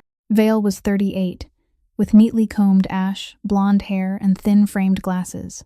And when he smiled, the smile reached his eyes, which was the most frightening thing about him. "You must be Sheridan," he said. "I'm Preston Vale. This is Mr. Kellerman, a notary public. I'm asking for 15 minutes. Ronan didn't move from the doorway. "I understand this puts you in an awkward position," Vale said, still using that pleasant voice. The voice of a man accustomed to sitting at negotiation tables and accustomed to winning there. "So I'll be direct. I'm not here to cause trouble. Nell is going through a period of instability. There are medical records documenting it. I only need her to sign 3 papers in front of Mr. Kellerman confirming several old transactions, and then I'll leave." He opened the briefcase just enough to show the stack of papers inside, then closed it again. "As for you, I've prepared something as well. You've been taking care of her these past few weeks. The electricity, the medical bills. I know about all of it. I think you should be reimbursed. And then some." He named a figure. It wasn't small. An agreement, a payment, 1 signature. No one needs to make this unpleasant. Ronan looked at him and understood something. Vale didn't know. He was standing on these steps with all the confidence of a man who believed there was still an entire organization behind him, that the Ferrante name was still an umbrella over his head, that at worst this conversation would be uncomfortable, never dangerous. He didn't know that umbrella had been folded shut 4 days earlier. "You don't have to answer me right now," Vale said. "Just let me see her." "You don't need to see me." Nell stepped out of the hallway and stood beside Ronan in the doorway. She held a phone in her left hand at chest level, the screen glowing. Ronan saw Vale change. Not much. His smile remained in place, but it stopped, like a clock still showing the time after its hands had frozen. "Nell," his voice softened. "You look exhausted. Come home and we'll talk." "I'm calling the state police," she said. She wasn't speaking to him. She was speaking into the phone. "My name is Nell Ashworth. I'm at 41 Bellwether Road, Sable Harbor. There is a man standing outside my home." She spoke very clearly, 1 word at a time, and there wasn't a tremor anywhere in her voice. "His full name is Preston James Vale, 38 years old, attorney, office in Boston." "Nell." Vale stepped up 1 stair. "You're overreacting. I want to report fraud," she continued into the phone. "For 3 years, this man created 2 companies in Delaware in my name without my knowledge. The companies are called Harrogate Holdings and Callaway Reserve. He used them to hold client escrow funds. And right there, at those 2 names, the shell cracked. Ronan watched it happen in the space of a single second. Vale's smile didn't slowly fade from his face. It vanished completely. And for that 1 second, he wasn't a lawyer anymore. He was a man who had just heard 2 names that no one else in the world was supposed to know. He stared at her, and there was a question written plainly in his eyes. "How do you know?" "You don't understand what you're saying," he said, and his voice had changed. Faster now, thinner. "You signed everything. Your signature is on every document. Do you understand what that means?" "I do," Nell said. 47 documents. I kept copies of all 47, with the date and the time you gave each one to me to sign." Vale stood still for 2 seconds. Then he climbed the final step and reached out to grab her right wrist, the wrist still inside the brace. Ronan moved before he consciously decided to. 6 years of training didn't ask anyone's permission. He knocked Vale's hand away at the thumb, the weakest point of a grip, turned him halfway around with his shoulder rather than his hands, and drove him back down 2 steps. Vale stumbled, caught himself against the railing, and managed to stay on his feet. He didn't fall. Nothing broke. Not a single drop of blood touched that porch. Ronan remained on the top step, both hands hanging at his sides, and he knew exactly where he had stopped and exactly why. "I made her a promise," he said. His voice was perfectly ordinary, And that was what made Vale go silent. "You're much luckier than you think." Mr. Kellerman, the notary public, had backed all the way to the gate and was standing there, clutching his case against his chest, his eyes moving from one person to another. I was hired to witness a signature," he said, to no one in particular. "I think I'll wait in the car." Vale straightened his collar. He was trying to recover something he'd possessed for 20 years, and he couldn't get it back. "You have nothing," he said to Nell. "Copies have no legal value." "Maybe," she replied, "but they have dates, and they lead to things that do have value. I'm not a lawyer. I only know that you drove all the way from Boston with a notary public at 7 o'clock at night. And people don't do that over something unimportant." Far down the road, blue and red lights began flashing through the trees, washing over the front of the house, then across the porch. 2 vehicles, no sirens. Ronan glanced toward the street and counted quickly out of habit. 2 patrol cars, 4 officers, no other vehicles, no one standing at the end of the road. Not a single one of Old Sal's people was at the scene that night, and to Ronan, that was the clearest answer the old man could possibly have sent. Preston Vale pleaded guilty 11 weeks later. He was a lawyer, so he calculated faster than anyone else. When the local newspaper in Sable Harbor printed his name on page 3, and then a Boston paper picked up the story in its court section, his family stopped paying his defense team and told him to bring the whole thing to an end as cleanly as possible. The 47 packets of papers, each marked with dates and times, led investigators exactly where they needed to go, and everything Vale thought he had erased turned out to have been erased from only one end. He pleaded guilty to 3 charges: wire fraud, document forgery, and assault. Nell never received an apology from him, not a single word. And when her attorney asked whether she wanted to read a victim impact statement in court, she said yes. She read for 4 minutes, and during those 4 minutes, she didn't look at him once. Later, she told Ronan that she'd stopped needing that apology a long time ago. Sometime around the morning, she sat on the front steps and opened the canvas bag. What she received wasn't an apology. What she received was a 5-year protective order that actually held, not the kind that could be reduced to a few lines within 48 hours, and a court document stating that Nell Ashworth had no knowledge of and bore no responsibility for the 2 legal entities registered in her name. And she received something else as well. Her own name, spelled correctly, on the ownership papers of a bakery on Quay Street. She found the envelope the following month, while clearing out the storage room behind the bakery in preparation for reopening. It was inside the tin of baking powder, the kind of container only a baker would have any reason to open, tucked between 2 sheets of wax paper. Ronan's name was written on the front in his mother's handwriting. There was no stamp. Inside were 2 sheets of paper. The first was an invoice from a private locating service in Providence, dated 3 years earlier, for exactly $2,000. Ronan held that piece of paper for a very long time. 3 years earlier, his mother had called him one September evening and asked for $2,000. She hadn't explained. He'd asked why, and she'd only said, "Just send it, son. I need it for something." For 20 years, she had refused every dollar he'd tried to give her. She'd refused the car he'd bought, refused to let him repair the roof, and that was the one and only time she had ever accepted money from him, and she never mentioned it again. The second sheet was a letter from the locating service. It said the adoption records had been opened through the proper legal process with the consent of the person involved, and that the person they had been searching for was now living in Woonsocket, Rhode Island. His name was Sam Ashworth, 24 years old, and he worked as a carpenter at a woodworking shop on Main Street. Beneath that were an address, a telephone number, and one final line stating that he had been notified and was waiting to be contacted. The letter was dated March 14th, 8 days before Maureen died. When Nell finished reading, she had to sit down on the stool in the storage room. She remained there for a very long time, with the 2 sheets of paper resting on her lap, while Ronan stood in the doorway and said nothing, because there are silences that become an insult if anyone tries to fill them. His mother had accepted the only money she had ever taken from him.